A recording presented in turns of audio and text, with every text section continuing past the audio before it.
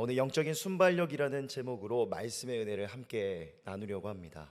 인간의 전인격을 뜻하는 이 세 가지 요소를 지성과 감정 그리고 의지로 구분하는데, 이것을 우리는 인간의 지정의라고 표현을 합니다. 지라는 것은 생각의 영역이고요, 그리고 정이라는 것은 느낌의 영역이고, 의라는 것은 행동의 변화, 행동으로까지 이어지는 그 삶의 영역을 뜻합니다.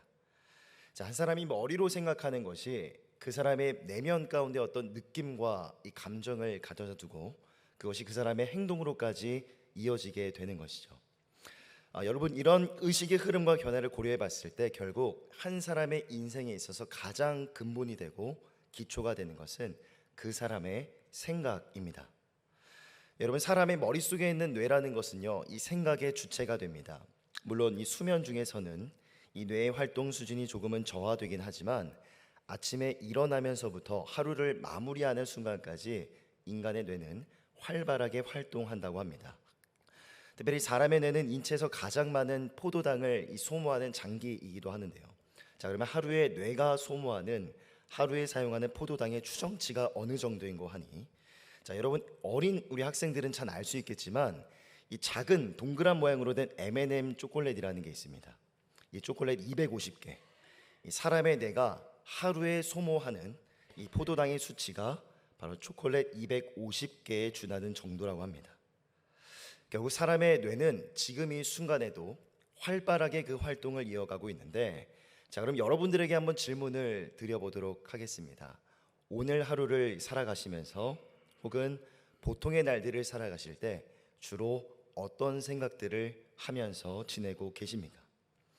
저는 우리 일상 가운데 정말 중요한 일이 하나 있다고 생각을 합니다. 그것이 뭐냐면 내 머릿속에 지금 어떤 생각의 재료들이 담겨져 있는가, 또 하루를 살아가면서 보통의 날들을 살아갈 때 주로 어떠한 생각들을 하며 그렇게 지내고 있는가, 그것을 돌아보고 살펴보는 이른바 생각의 정화 작업이 우리 하루의 일과 중에서 꽤나 중요하고 의미 있는 작업이라고 생각을 합니다. 여러분, 그런데 우리의 생각과 내면을 이 정돈하고 정리하는 그런 가운데 잘 정리되지 않는 무엇인가가 있는 것 같아요. 이것이 바로 오늘 함께 예배 시간 나누고 싶은 설교의 주제와도 관련이 있는데요. 그것은 바로 우리의 삶에서 마주하게 되는 이 걱정과 염려, 이 두려움이라는 감정입니다. 보통 우리는 꼭 해야 되는 일이거나 내 삶에 있어서 중요한 것은요, 이렇게 메모를 해두기도 합니다. 달력에다 체크를 해놓기도 하죠. 왜 그런 습관들이 우리에게 있습니까? 인간은 자주 잊어버리고 깜빡하기 때문이죠. 하지만 이 두려움과 염려라는 감정은요, 이상하게도 잘 잊어지지 않습니다. 지우려고 해도 잘 지워지지 않고요, 마치 불씨와도 같아서 한번 우리의 내면에 그 불이 붙기 시작하면 끝없이 커져갑니다. 쉽게 불길이 잡히지도 않을 뿐만 아니라 그 불이 전부 다 소화되기까지도 상당히 많은 시간이 걸리는 듯 합니다. 그런 인간의 연약함을 잘 아시는 주님께서 이렇게 말씀하십니다. 베드로전서 5장 7절 말씀 함께 읽겠습니다. 시작. 이는 그가 너희를 돌보시니라. 염려를 주님께 맡기라라는 이 하나님의 말씀에는 몇 가지가 전제되어 있습니다. 하나님께서도 인간의 염려를 인정하신다라는 겁니다. 인간의 삶에 있어서 염려라는 것은 불가피한 것이고, 인간이 이 염려라는 감정에 매우 취약한 존재라는 것도 하나님은 아신다라는 거죠. 그래서 하나님께서는 최소한 당신의 백성들이 살아갈 이 하루가 두려움과 염려로만 점철되어서 하루를 시작하고 하루를 마감하며 그 내면에 있는 염려가 또 다른 문제를 만들어내는 그런 악순환이 가득한 삶을 살아가는 것을 하나님은 원하지 아니하시는 것 같아요. 그래서 영국의 존 스토트 목사님은요, 이런 말을 합니다. 그리스도인이 당하는 주된 재해는 의기소침과 낙심이다 라고 말하면서 어떤 상황 속에서도 우리 내면을 붙들고 지켜낼 것을 강조하고 당부했습니다. 여러분, 하나님의 백성들, 하나님의 자녀들도 상황에 따라서 언제든 그 마음이 상한 심령으로 변화될 수 있습니다. 우리가 지난 2주 전부터 함께 읽고 묵상해 오고 있는 시편 기자들의 고백이 있죠.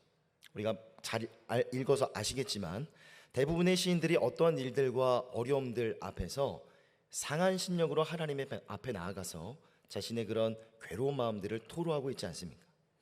자, 그런데 제가 시편을 읽고 묵상하는 가운데 발견한 것이 하나 있습니다. 자, 물론 시편은 역사서가 아니기 때문에 구절 구절마다 시인들이 말하는 그런 말들의 시간적인 배경을 다 헤아릴 수는 없죠.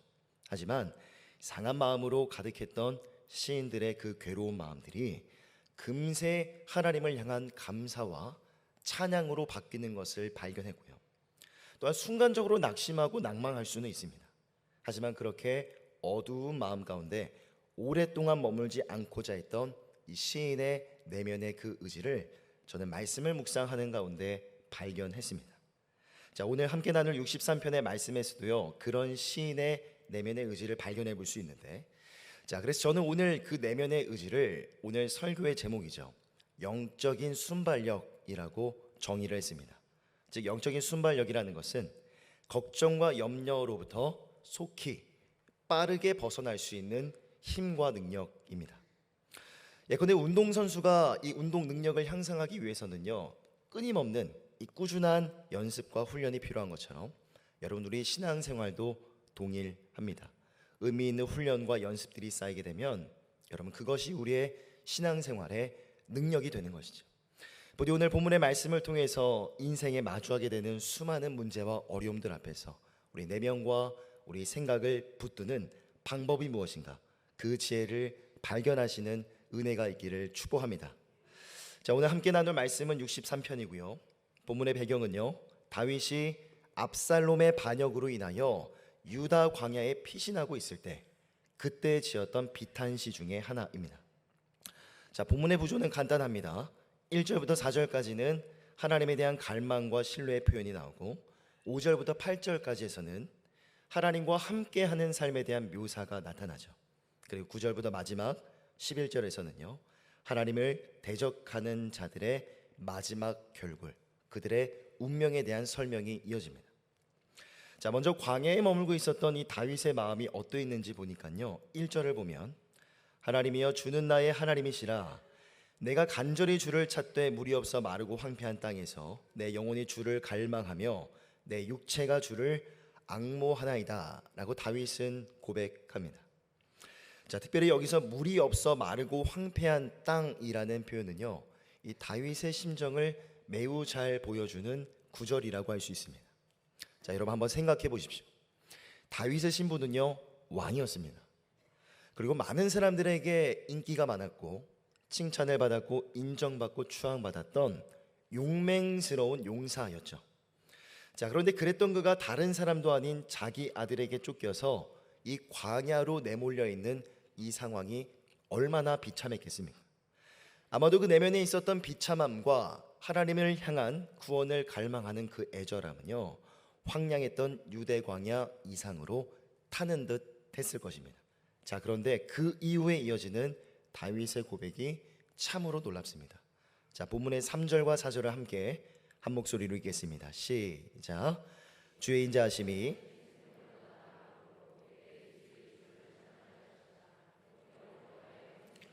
주를 송축하며 주의 이름으로 말미암아 나의 손을 들리라.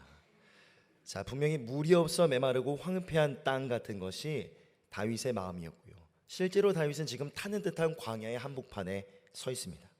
자, 그러니 그의 입술에서 하나님, 목이 말라 죽겠습니다, 너무나 힘이 들어서 미칠 지경입니다라는 그런 인간적인 고백들, 이 광야 생활에 대한 어려움과 고충을 토로하고 호소하는 말들이 나오는 게 지극히 당연해 보이죠. 하지만 다윗은 주의 인자하심이 생명보다 나으니 내가 주님을 찬양하겠습니다라고 고백을 합니다. 이어지는 4절을 보면요, 다윗은 평생의 주님을 송축하겠다 말하며 서원하는 모습까지도 보여주죠. 자, 그러면 어떻게 이러한 고백이 가능했고 어떻게 이러한 내면의 결단이 가능할 수 있었을까? 자, 오늘 설교의 제목이 영적인 순발력인데요, 다윗에게는 그러한 영적 순발력이 하나 있었습니다. 자, 본문의 2절을 보면요, 내가 주의 권능과 영광을 보기 위하여 이와 같이 성소에서 주를 바라보았나이다 라고 이야기를 합니다. 자, 다윗이 지녔던 영적인 순발력은 바로 하나님을 바라보는 것이었습니다. 자, 그런데 여기서 말하는 바라보다라는 말은요, 단순히 뭔가를 관찰하고 응시하는 것, 그런 의미가 아니라 영적인 교감을 나눌 때 자주 사용되는 단어입니다. 바라보다. 자, 분명한 사실은 지금 다윗이 머물고 있는 장소가 광야라는 겁니다. 자, 그런데 다윗은 왜 물리적으로 자신이 머물고 있는 곳이 광야였음에도 불구하고 내가 성소에서 주님을 바라보았나이다 라고 그렇게 이야기를 했을까요? 여러분, 저는 2절에 나오는 이 다윗의 고백은 과거의 어느 순간을 돌아보고 회상하는 이 다윗의 간절한 마음이 반영된 표현이라고 생각을 합니다. 다윗이 말했던 성소는요, 우리가 잘 아는 것처럼 예루살렘의 성소를 가리키죠. 비록 지금은 그 성소에서 멀리 떨어진 광야에 머물러 있지만 다윗은 이전에 그가 성소에서 하나님과 함께했던 시간들, 기쁜 마음으로 하나님을 찬양하고 예배했었고 영적인 교제와 나눔을 이루어갔던 그 과거의 시간들을 떠올리며 스스로가 자기 마음을 다독이고 헤아렸던 것입니다. 자, 그런데 그런 회상이요 단 한 번으로 그친 것 같지는 않습니다. 자, 본문의 6절을 보면요, 내가 나의 침상에서 주를 기억하며 새벽에 주의 말씀을 작은 소리로 읊조릴 때에 하오리니. 자, 여기서 말하는 기억하다라는 단어도요, 단순히 어느 순간을 떠올리는 정도가 아니라 주의 깊게 생각하고 고려하는 그런 뜻을 지니고 있습니다. 자, 또 한 가지 읊조리다라는 말은요, 묵상이라는 뜻인데요. 자, 묵상은 영어로 meditate라는 단어가 사용이 됩니다. 자, 그리고 meditate라는 이 단어는요, 약을 뜻하는 medicine이라는 단어에서 파생이 된 단어죠. 정리해 보면, 자, 몸이 아파서 약을 먹으면 몸이 낫는 것처럼 병든 영혼도 하나님의 말씀을 묵상할 때 그 말씀이 그 영혼의 약이 된다라는 겁니다. 자, 그러니까 다윗은요, 온종일 하나님을 생각했던 겁니다. 온종일 하나님과 즐거웠던 소중한 과거의 기억들, 그 하나님의 응답하심과 그 하나님의 구원하심과 그 하나님이 과거에 내 마음 가운데 주셨던 그 언약의 말씀들을 온종일 생각했던 것이죠. 기도 가운데 무엇을 바꾸어 달라고, 무엇을 좀 해달라고 간구한 게 아닙니다. 다만 그가 과거에 경험했던 그 은혜의 추억들을 돌아보면서 그 당시 하나님 앞에서의 자신의 믿음과 그 구원의 확신을 과거에서 현재로 끌어가지고 왔던 것이죠. 그래서 다윗이 머물고 있던 광야는요, 광야가 맞습니다. 물이 없어 메마르고 황폐한 광야임에 틀림이 없지만 그 안에 있었던, 그가 머릿속에 담아두었던 하나님에 대한 그 기억들 때문에 그 광야는 성소가 되었던 것이죠. 그리고 다윗은 이렇게 고백합니다. 내가 성소에서 주를 바라보았나이다. 여러분, 사실 고난과 시련에 대한 주제를 가지고 설교를 하는 것이 굉장히 어렵고 참 많은 부담이 되는 게 사실입니다. 왜냐하면 우리 각자가 살고 있는 삶의 환경이 다 다르기 때문에 이 고난의 성격도 다르고 고난의 모양도 다르기 때문이죠. 또 한 가지, 우리 각자를 향한 하나님의 계획하심과 하나님의 어떤 의도하심도 다 다르기 때문에 인간이 고난의 이유와 원인이 무엇인가 그것을 알기 위해서 접근을 하고 그것을 논한다라는 거, 결국 교만에 가깝기 때문입니다. 여러분, 하지만 고난에 대한 하나님의 약속은요, 너무나 분명합니다. 고린도전서 10장 13절 말씀 함께 읽겠습니다. 시작. 사람이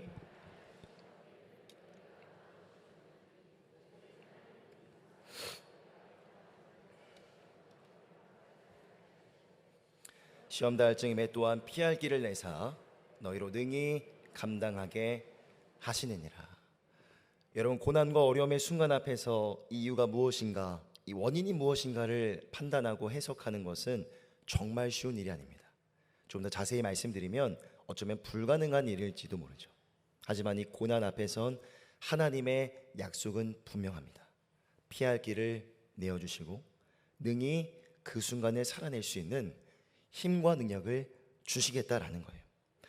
여러분 삶 속에 그런 경험들이 있다면요, 그것이 바로 하나님과 관계 속에서 평생에 잊을 수가 없는 은혜의 추억이 되는 것입니다. 여러분, 살면서 사람이 돌아볼 수 있는 추억이 있다는 것은요, 너무나 귀하고 감사한 일이죠. 추억에는 여러 가지 종류가 있습니다. 사람과 사람과의 추억이 있고, 어떤 물건이나 장소에 대한 추억이 있을 수 있고요, 음악에 대한 추억을 갖고 계신 분들도 있을 겁니다. 하지만 그러나 가장 귀하고 소중한 추억, 최상의 추억은 바로 하나님과의 은혜의 추억인 줄 믿습니다. 사실 오늘 본문의 말씀을 준비하면서 저에게도 생각나는 과거의 어떤 순간이 있었습니다. 그때가 언제냐면요, 22년 전, 제가 고등학교 2학년 때 저희 교내에서 열렸던 찬양 대회가 있었습니다. 근데 오늘 설교를 준비하면서 왜 그때가 생각이 나냐면요, 오늘 본문의 말씀을 가지고 만든 찬양, 앞서 불렀던 찬양인데요, 이 하나님이여라는 찬양을 제가 연습을 해서 이 찬양 대회 때 나갔기 때문입니다. 자, 그런데 제가 그때 22년 전에 그 대회를 아직도 잊을 수가 없는 이유가 있습니다. 성적과 관련이 있는데요, 저희 팀이 몇 등을 했을까요? 몇 등 했을까요? 예, 1등은 아닙니다. 세 명의 친구랑 같이 막 연습을 많이 하고, 화음은 아직도 기억납니다. 이 찬양 부르면 화음을 아직도 낼 수 있어요. 그러니까 열심히 노력하고 연습을 했고, 또 선생님에게 지도를 받기까지도 했지만, 왜 이때 이날의 대회를 잊을 수가 없냐면 저희 팀이 꼴찌를 했기 때문입니다. 예. 이 찬양을 들으면 제게 상처가 된 곡이기도 합니다. 자, 그런데 이 찬양을 제가 정말 좋아합니다. 너무나 이 찬양을 사랑해요. 왜냐하면 이 찬양을 듣고 이 찬양을 부를 때마다 20년이 더 지난 과거의 순간이지만 그 어느 때보다도 순수했었고 열정이 가득했던 어린 시절의 저의 모습을 생각나게 해주기 때문입니다. 또 제가 정확하게 고등학교 2학년 때 주의 종이 되겠노라고 하나님 앞에 서원했었는데요, 이 찬양을 듣고 부를 때마다 그때 제가 만났던 하나님이 생각이 나요. 그 하나님 앞에 선 저의 모습, 그때 분위기와 그때 공기를 선명히 기억할 수가 있습니다. 여러분, 우리가 지금까지 우리의 인생과 우리의 삶을 인도해 주신 모든 것이 하나님의 은혜입니다 라는 것을 고백할 수 있다면요, 저와 동일하게 여러분들도 여러분들의 지난 삶의 과정들을 돌아보실 때 발견하실 수 있는 은혜의 흔적들이 있으실 겁니다. 내 마음이 힘들었을 때 위로해 주셨던 그 하나님의 손길, 우리 가정, 삶의 구비구비마다 많은 어려움들이 있었지만 놀랍도록 개입해 주셔서 한 걸음 한 걸음 인도해 주셨던 그 하나님의 손길들, 은혜의 흔적들 어렵지 않게 발견되실 겁니다. 자, 그러면 그때 그 순간을 우리가 왜 돌아보고 회상해 보는 것이 중요한 거 아니? 과거의 그 순간에 함께 하셨던 하나님이 오늘도 나와 함께 하시고, 오늘 내 삶에 함께 하시는 그 하나님이 앞으로도 우리와 함께 하실 것입니다라는 이 분명하고도 단순한 진리를 우리는 과거를 돌아보고 회상하는 그 시간들을 통해서 다시 한번 개념화하고 우리 머릿속에, 우리 마음속에 각인할 수가 있기 때문입니다. 히브리서 13장 8절을 보면 이렇게 말씀합니다. 함께 읽겠습니다. 시작. 영원토록 동일하시니라. 시편 102편 12절입니다. 함께 읽겠습니다. 시작. 여호와는 영원히 계시고 주에 대한 기억은 대대에 이르리이다. 여러분, 우리 인간은 너무나 연약하기 때문에 지금 현재를 살아가면서 이 현재의 가치를 모르고 그냥 지나가 버릴 때가 참 많아요.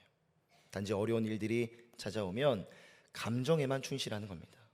금방 불안과 염려와 걱정 가운데 사로잡히고, 그 불씨가 내 안에 붙었는데도 인지하지 못하거나 방관해버리고 어찌할 줄 몰라 당황하곤 합니다. 하지만 여러분 안에 오늘 다윗이 그의 내면에 지녔던 영적인 순발력이 있었으면 좋겠습니다. 염려와 걱정과 불안이라는 그 감정이 내 마음을 오염시키기 전에 기억을 활성화시키는 겁니다. 우리 삶에 함께 하셨던 그 하나님에 대한 기억을 활성화시켜서 그 하나님을 떠올리고 그 하나님이 내게 주셨던 언약의 말씀들을 붙들며 빠르게 여러분들의 마음을 선점해 가시기를 바랍니다. 그리고 반드시 기억해야 될 것은요, 오늘 우리가 살아가는 이 순간은 분명 내일의 추억이 됩니다. 그래서 지금 이 순간 우리는 하나님 안에서 또 다른 은혜의 이야기들을 써 내려가셔야만 합니다. 오늘 내 마음이 힘들고 내 삶이 어려운 것처럼 먼 훗날 어쩌면 또 다른 문제와 어려움으로 고통하고 있을 그때의 내가 있을지 모르기 때문이죠. 그래서 그때의 내가 바로 지금 이 순간을, 이 예배의 순간을 떠올리고 추억할 수 있도록, 이 추억의 힘과 능력으로 그때의 어려움을 잘 이겨내고 극복해낼 수 있도록 우리는 지금 이 순간을, 현재를 잘 살아내야 합니다. 본문의 7절을 보면 주는 나의 도움이 되셨음이라 내가 주의 날개 그늘에서 즐겁게 부르리라 라고 말씀합니다. 여러분, 우리가 믿고 섬기는 하나님은 오늘이나 어제나 영원토록 동일한 하나님이신 줄 믿습니다. 여러분 믿으십니까? 그 하나님이 우리에게 말씀하세요. 내가 너의 도움이 되겠다라고 말씀하십니다. 여러분, 부디 그 하나님 안에서 하나님과 함께 동행하는 또 하나의 아름다운 은혜의 추억들을 만들어 가시고 그 추억을 한 번 더 갱신해 나아가시는 새로운 한 주가 되시기를 축복합니다. 자, 여기까지 우리가 지녀야 될 영적인 이 순발력이 바로 하나님을 바라보는 것이었다면요, 자, 오늘 본문 안에서는 하나님과 함께하는 삶, 하나님의 은혜로 충만한 상태에 대해서도 가르쳐주고 있습니다. 첫 번째로 영혼이 만족하는 것인데요. 자, 5절의 말씀 한 번 더 함께 읽겠습니다. 시작. 만족할 것이라 나의 입이 기쁜 입술로 주를 찬송하되. 자, 5절에서 말씀하고 있는 이 만족이라는 것은요, 말 그대로 배가 부르다라는 그런 의미를 지닙니다. 자, 그런데 뭐가 배가 부릅니까? 육신과 몸이 아니라, 자, 영혼이, 내면이 배가 부르다라는 것이죠. 여러분, 다윗이 광야 한가운데 있으면서도 어떻게 그 상황을 견뎌냈고 그 상황 속에서도 하나님 앞에 찬양을 고백할 수 있었을까? 그 비결은 영혼의 만족이었습니다. 기억을 활성화시키고 기억의 전원을 켰을 때 하나님에 대한 기억이 그의 마음 가운데, 심령 가운데 영혼의 만족으로 역사하여 주었던 겁니다. 그 영혼의 만족이 찬양으로 이어지게 되었던 것이죠. 여러분, 저는 우리의 삶에 어려움이 찾아와서 이 다윗이 지금 그 하나님 안에서 회복을 경험한 것처럼 하나님이 우리의 마음을 만지시고 우리의 심령을 터치하셔서 영혼이 쉼을 얻고 위안을 얻고 새 힘을 얻는 것, 너무나 귀하고 감사한 일이지만 힘들고 어려울 때만 그런 것이 아니라 여러분, 평소에도 우리의 일상 가운데에서도 영혼이 만족하는 것, 영혼이 만족을 누리는 일 가운데 더 많은 관심과 더 많은 삶의 비중을 두었으면 좋겠습니다. 저는 설교의 서두에서 하루에 우리 머리에 생각의 재료들을 점검하는 것, 오늘 내가 하루 종일 무엇을 생각하며 살아왔는가, 그것을 돌아보는 것이 굉장히 중요하다라는 말씀을 드렸는데, 사실 우리의 생각 속에서 주된 생각의 대상이 되는 것은요, 영적인 것만이 되었으면 좋겠지만 사실 육신과 관련된 육의 것들일 경우가 참 많이 있습니다.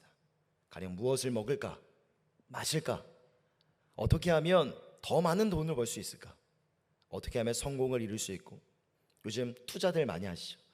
어디에 투자를 하면 정말 의미 있는 그런 수익을 내가 얻을 수 있을까?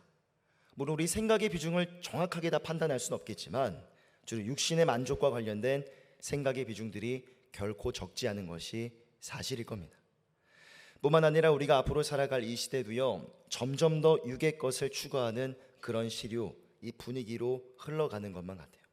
예컨대 AI, 인공지능이 발달을 하면서 최근 전 세계는 챗 GPT라는 인공지능 챗봇에 많은 사람들이, 전 세계가 열광을 했습니다. 이 인공지능을 대상으로 여러 가지 주제를 가지고 대화를 나눌 수가 있고요, 또 이 안에 워낙 방대한 양의 데이터베이스들이 있다 보니까요, 잘만 활용을 하면 정말 많은 정보를 얻을 수가 있습니다.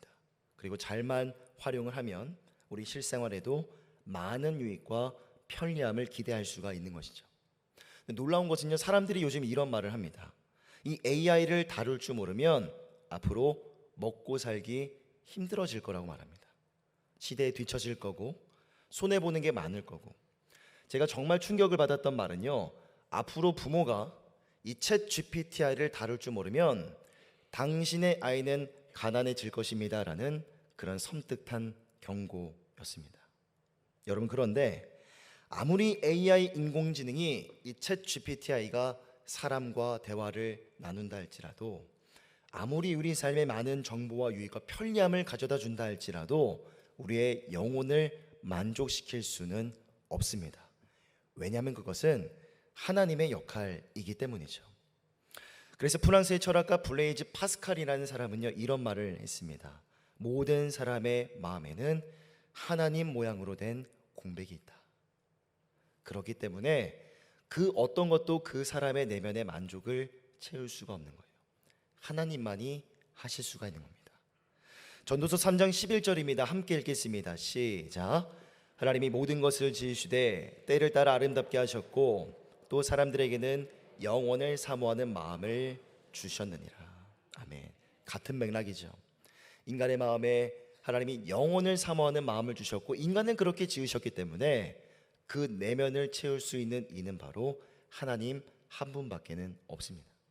여러분, 그런데 오늘 본문의 말씀을 더 깊이 들여다보니까요, 더 구체적인 방법이 있습니다. 하나님이 사람의 그 내면을, 심령을 어떤 방법을 통해서 그 만족을 채우시는가. 자, 본문의 6절을 다시 보면요, 내가 나의 침상에서 주를 기억하며 새벽에 주의 말씀을 작은 소리로 읊조릴 때 하오리니. 여러분, 다윗이 경험했던 그 영혼의 만족은요, 다른 것이 아니라 오직 하나님의 말씀이었습니다. 그 말씀을 가까이 하고 묵상하며 생각하고 곱씹었을 때 그 말씀이 다윗의 내면에 영혼의 만족을 가져다 주었던 것이죠. 여러분, 2주 전부터 리딩지어스 시편의 말씀을 우리가 함께 통독해 오고 있는데요, 저는 시편의 말씀 중 주옥 같은 말씀들이 참 많지만 정말 중요한 것이 1편의 말씀이라고 생각을 해요. 이 1편에서는요, 하나님을 믿는 백성들이 하나님 앞에서 어떤 태도를 지녀야 되는가, 그 원론적인 교훈을 제시하고 있기 때문입니다. 자, 시편 1편 1절부터 3절까지 말씀 한 번 더 합독하겠습니다. 시작. 복 있는 사람은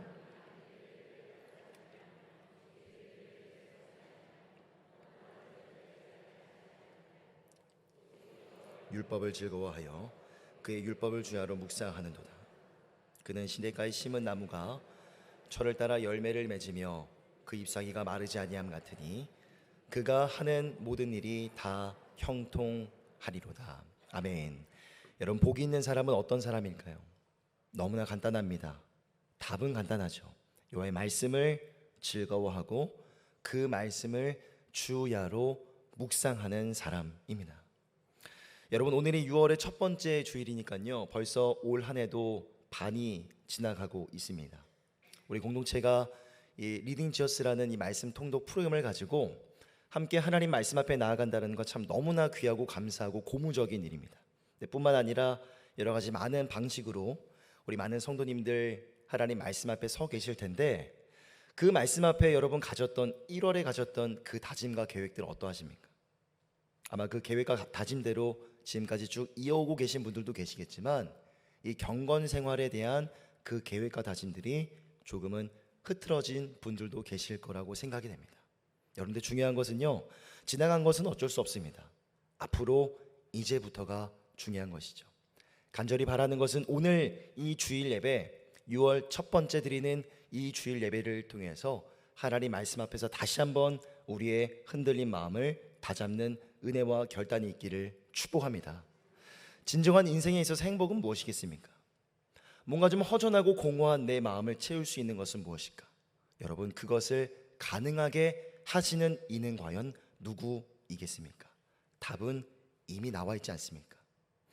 오늘 하루가 다가기 전에 여러분, 이 질문에 대한 답을 한번 좀 깊이 고민해 보시고 부디 새로운 한 주 가운데 하나님의 말씀 안에서 그 해답을 발견하시는 우리 모든 성도님들 다 되시기를 축복합니다. 자, 마지막으로 또 한 가지 하나님과 함께하는 삶의 모습은요, 하나님의 도우심을 경험하는 삶입니다. 7절을 보면 주는 나의 도움이 되셨다라고 다윗은 고백하는데, 자, 하나님이 어떻게 다윗을 도우시는가? 9절과 10절입니다. 내 영혼을 찾아 멸하는 그들은 땅 깊은 곳에 들어가며 칼의 세력에 넘겨져 승냥이의 먹이가 될 것이다. 여러분, 다윗의 이 고백은요, 이미 이루어진 일을 말하는 게 아니라 예언적인 선포를 뜻합니다. 다윗의 영혼을 멸하는 자들의 정체가 누구인지 자세히 알 수는 없습니다. 하지만 그들이 땅 깊은 곳에 묻힐 것이고 칼을 다루는 사람들에게 잡혀서 승냥이의 짐승의 먹이가 될 것이라는 말은 다윗의 맹목적인 저주나 어떤 개인적인 그런 원한이 아닌 것 같아요. 다만 믿음의 선포인 겁니다. 지금은 내가 힘들고 여건이 어렵지만 하나님이 나를 잊지 아니하시고 놀라운 방법으로 나를 구원해 주실 것입니다라는 믿음의 선포. 그 상황과 다른 현실과 다른 역설적인 고백과 선포를 다윗은 찬양 속에 담아내었던 것이죠. 여러분, 저는 오늘 설교를 마무리하면서 여러분들에게 한 가지 질문을 좀 드리고 싶습니다. 여러분, 정말 하나님이 나의 도움이 되심을 믿으십니까? 하나님이 오늘도 나와 함께 하셔서 새로운 한 주 나와 함께 동행하심에 대해 조금도 의심하지 않으십니까? 여러분, 오늘이 지나면 다시 새로운 한 주가 시작이 됩니다. 오늘 이렇게 예배를 드리고 열심히 봉사도 하고 사역도 하시고 저녁에 잘 주무시고 나면요, 내일은 월요일 아침입니다.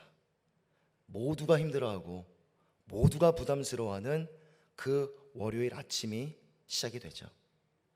물론 새로운 한 주 가운데 다윗과 같은 그런 상황, 생명의 위협을 받는 극단적인 상황은 우리 가운데 그리 많지는 않을 것 같아요. 하지만 솔직히 여러분, 우리가 살아가는 삶의 현장이 얼마나 냉정하고 냉혹합니까? 가령 직장에서 관계로 고통하고 있는 남성분들 계실 거고, 어떤 중요한 역할이나 업무, 프로젝트에 대한 부담을 지니신 분들도 계실 겁니다.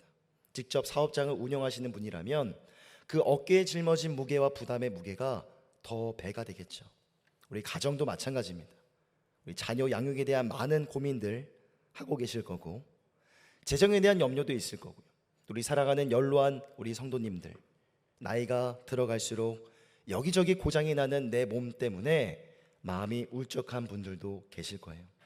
학업과 취업의 현장 가운데 놓여져 있는 우리 사랑하는 자녀들과 청년들의 상황도 크게 다르지 않을 겁니다. 여러분, 그런데 정말 가슴 아프고 안타까운 것은요, 우리 삶에 자꾸만 나타나는 이 문제와 현상들이 아니에요. 정말 가슴 아파야 될 것은 바로 하나님이 말씀으로 우리와 함께 하시고, 오늘도 하나님이 내가 너의 도움이 되어 주시겠다 말씀하시는데 그것을 믿지 못하는 우리의 연약함입니다. 그 연약한 모습 그대로 반복되는 이 주일 예배 가운데 한 주를 살아갈 수 있는 어떠한 힘과 능력과 지혜도 얻지 못한 채 또다시 똑같은 모습으로 새로운 한 주를 시작하려고 하는 우리의 이 비참한 현실, 여러분, 정말 고민하고 애통해야 될 것은 바로 이것이 아니겠습니까? 이 주일날 예배 나와서 하나님께 드린 예배는 드린 것이고, 여전히 내 삶 가운데 내일도 내일 모레도 내 삶의 환경은 크게 달라지지 않을 거야, 내 문제는 여전히 해결되기 쉽지 않을 거야 라는 포기와 단념이, 체념들이 지금도 여전히 여러분들의 생각과 사고의 기저 가운데 깔려 있지는 않으십니까? 간절히 바라는 것은요, 여러분, 오늘 예배를 드리고 집에 가셔서 내일 한 주를 시작하신다면 새로운 마음으로 새로운 한 주를 살아내시기를 바랍니다. 그러기 위해서 여러분, 지금 우리의 머릿속에 있는 이 단념과 체념들을 뽑아내셔야 됩니다. 그리고 비워진 그 자리 가운데 이 말씀을 새겨 넣으십시오. 본문의 7절 말씀 함께 읽겠습니다. 시작. 주는 나의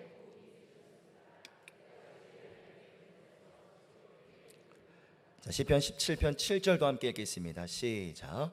주께 피하는 자들을 일어나 치는 자들에게서 오른손으로 구원하시는 주여, 주의 기이한 사랑을 나타내소서. 여러분, 앞서 다윗은 3절에서 주의 인자하심이 내 생명보다 낫다라고 고백을 했죠. 이 시편 17편 7절의 말씀이 왜 중요하냐면 여기에 나오는 주의 기이한 사랑이 바로 다윗이 3절에서 말했던 헤세드, 인자하심과 똑같은 단어이기 때문입니다. 정리해보면요, 죽게 피하는 자들, 하나님을 나의 도움으로 삼는 자들에게 하나님이 기이한 방법으로 역사하신다는 겁니다. 기이한 방법으로 삶을 통치하시고 다스려 주시며 응답하시고 구원하여 주신다는 거예요. 믿기만 하면 된다는 겁니다. 여러분, 오늘 우리가 주일 성수를 했고 하나님 앞에 예배했다면 최소한 이 믿음을 가지고 담대히 한 주를 살아가시기를 간절히 부탁드립니다. 여러분, 그런데 이런 경우도 있어요. 오늘 우리가 이렇게 간절한 마음으로 예배하고 기도했음에도 불구하고 다시 삶으로 돌아갔는데 정말 우리의 삶의 정황은 쉽게 달라지지 않는 것, 그 순간을 목격할 때입니다. 우리 안에 있는 간절한 원함과 현실 간의 그 괴리감 때문에 자꾸만 우리의 연약한 심령은 체념을 하고 포기하게 되는 것일지도 모릅니다. 하지만 그럼에도 불구하고 하나님이 우리의 도움이 되시고 하나님이 나와 함께 하신다라는 이 믿음의 고백이 변치 않는 저와 여러분들의 고백이 되었으면 좋겠습니다. 왜냐하면 이것은 우리의 정체성이기 때문이죠. 마지막으로 다니엘의 경우를 함께 나누고 설교를 마무리하려고 하는데요. 자, 다니엘서 3장 17절과 18절 마지막으로 함께 읽겠습니다. 시작. 왕이여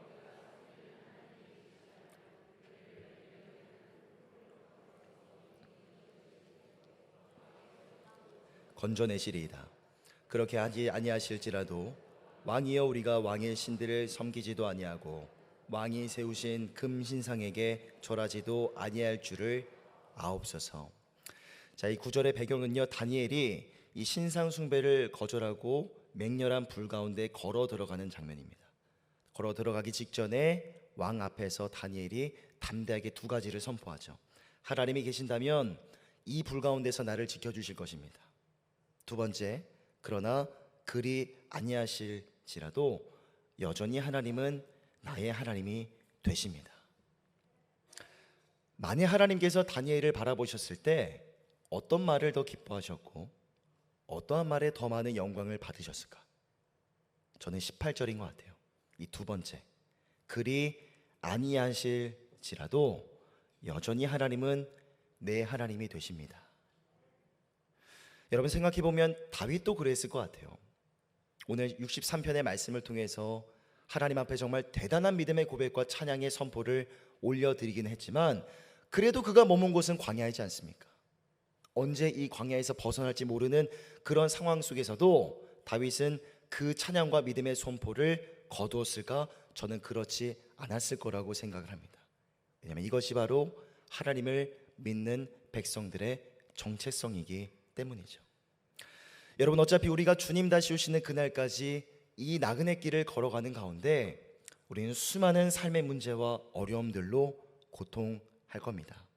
그리고 그 문제와 어려움들이 숱한 두려움과 염려와 불안들을 우리 마음 가운데 몰고 올 거예요. 그래서 이 땅을 살아가는 동안에 완벽한 행복도 없고 완벽한 기쁨과 즐거움도 없습니다. 하지만 우리 하나님께서 그 아들 예수 그리스도를 이 땅 가운데 보내주셔서 우리에게 영원한 생명을 주셨습니다. 그리고 영원한 기쁨과 영원한 행복이 무엇인지도 우리에게 가르쳐 주셨어요. 그리고 성령으로 오늘날 우리와 함께 하시사 내가 너의 도움이 되어주겠다라고 말씀하시는 그 하나님의 위로와 약속이 얼마나 큰 힘이 되는지 모릅니다. 그래서 우리는 기억해야 됩니다. 날마다 기억하셔야 돼요. 자기를 버려 이 땅에 오신 예수 그리스도, 영원한 생명을 주셨고 주의 앞에 영원한 기쁨과 오른편에 충만한 즐거움이 있다고 말씀하신 주님, 그 확실한 행복과 기쁨과 즐거움을 우리 가운데 가르쳐 주신 그 예수 그리스도를 우리는 매 순간 매일매일 기억해야 합니다. 그리고 그 주님께서 오늘 우리에게 이렇게 말씀하십니다. 빌립보서 4장 6절 7절입니다. 아무것도 염려하지 말고 다만 모든 일에 기도와 간구로 너희 구할 것을 감사함으로 하나님께 아뢰라. 그리하면 모든 지각에 뛰어난 하나님의 평강이 그리스도 예수 안에서 너희 마음과 생각을 지키시리라. 아멘. 여러분, 아무것도 염려하지 말라고 말씀하세요. 그리고 평강을 주시겠다 말씀하십니다. 여러분, 걱정과 염려와 불안이 여러분들의 마음을 상한 신령으로 그렇게 오염시키기 전에 여러분 기억을 활성화시키십시오. 과거에 나와 함께 하셨던 그 하나님, 지금까지 내 삶을 붙드시고 인도해 오셨던 그 하나님의 흔적들을 돌아보시고 언약의 말씀들을 기억하시고 그 하나님의 것들로 지금 여러분들의 생각과 마음을 채우시기를 바랍니다. 그래야 할 때 영혼이 만족할 것이고 그 영혼의 만족이 어떤 순간에도 결코 흔들리거나 요동하지 않는 신앙의 고백으로 이어질 것입니다. 부디 새로운 한 주 그 영혼의 만족과 변하지 않는 신앙의 고백으로 새로운 한 주 또한 주님과 함께 은혜의 추억들을 만들어 가시는 우리 서롱송의 모든 성도님들 다 되시기를 축복합니다. 기도하겠습니다. 존귀하신 하나님, 거룩한 주일 말씀으로 은혜 주시고 귀한 깨달음 주시니 감사를 드립니다. 여전히 우리 삶의 당면에 있는 문제와 어려움들이 참 많이 있습니다. 그 문제들 앞에서 포기하고 단념하고 체념했던 지난 시간들을 다 뒤로하고 한 번 더 우리 하나님이 나의 도움이 되시고 하나님이 나와 함께 하심을 믿는 믿음을 가지고 새로운 한 주를 바라보며 나아가오니 하나님 동행하여 주시고 그런 삶의 살아냄을 통하여 하나님 모든 영광을 받아주시옵소서. 감사드리며 우리 주 예수 그리스도의 이름으로 간절히 기도드립니다. 아멘.